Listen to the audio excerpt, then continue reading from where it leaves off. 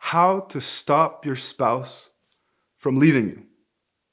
My name is Coach Adrian, and I'm a relationship coach, passionate in helping people find happiness in love. That's why we've created the Happily Committed Project. Thank you for tuning in. If you haven't done so already, subscribe to our channel.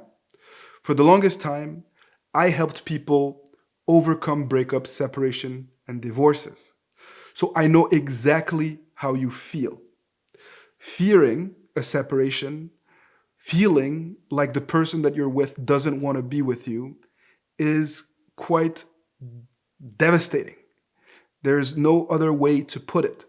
You feel like your world is collapsing and you don't know what to do or where to turn for answers.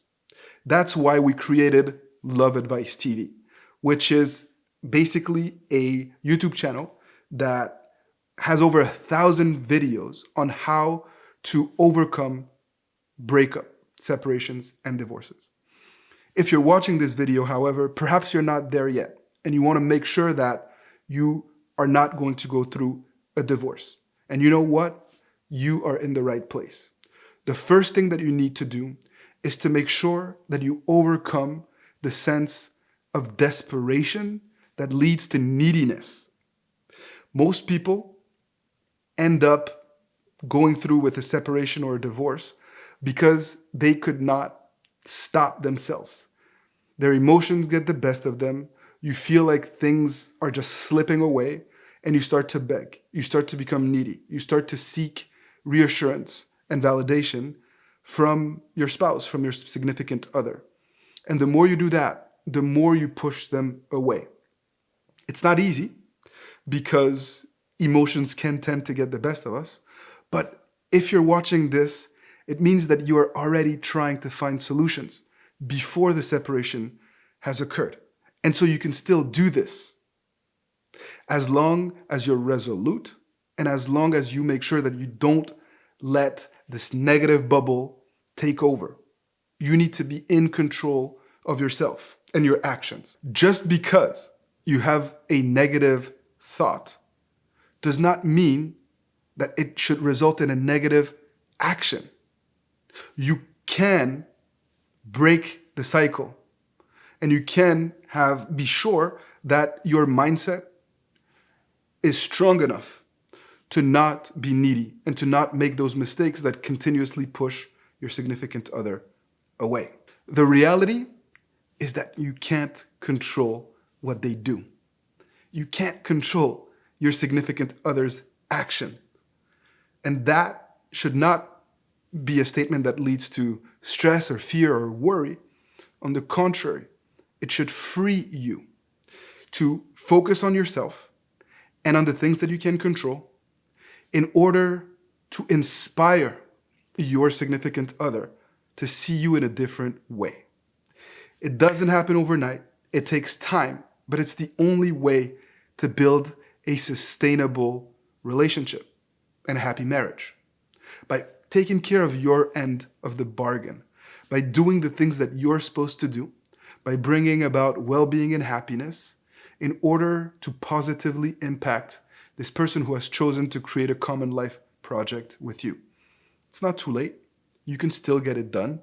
I know because I help people do so each and every day in coaching sessions and through different programs that we've created.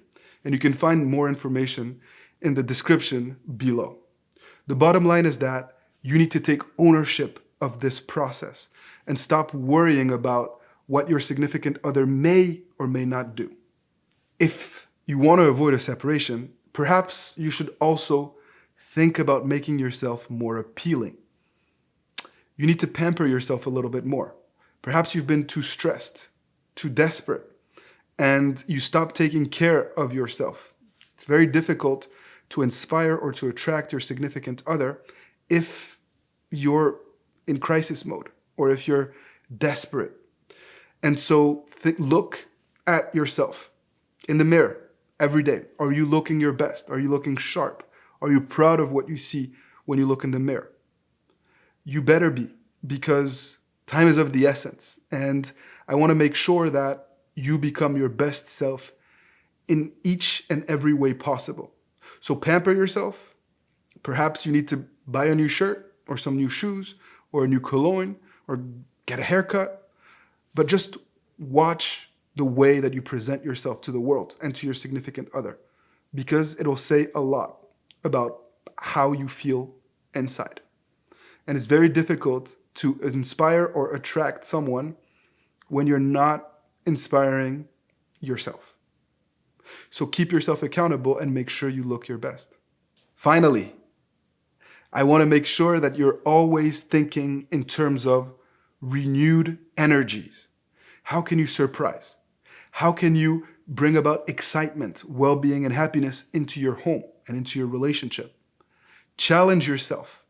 Step out of your comfort zone. Try new things in order for your partner to see that you are not the worst of their thoughts and fears, that you can actually inspire them, that you can change, that you can transform yourself into the person that they fell in love with.